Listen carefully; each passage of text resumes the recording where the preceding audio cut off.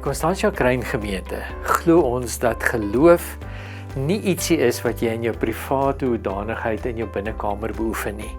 Dit is ook nie net woorde wat ons oor praat nie, maar geloof is 'n werkwoord.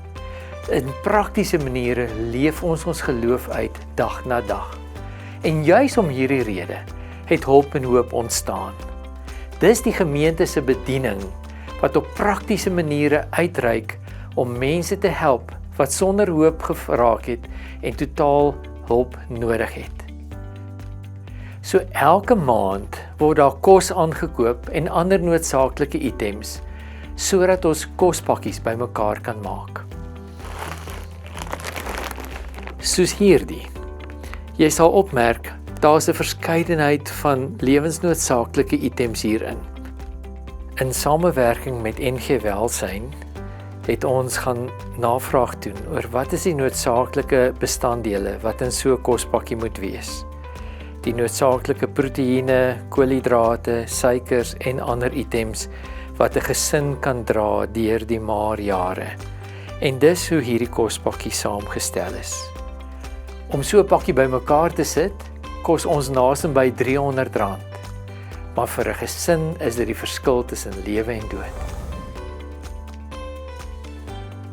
So op Maandag maak die Hulp en Hoop stoor oop. En dan kom mense.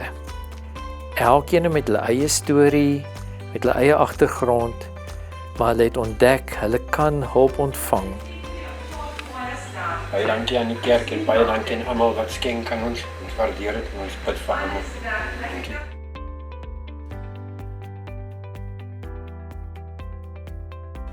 Week na week, maand na maand, reg deur die jaar, word hier 'n verskil gemaak aan mense se lewens.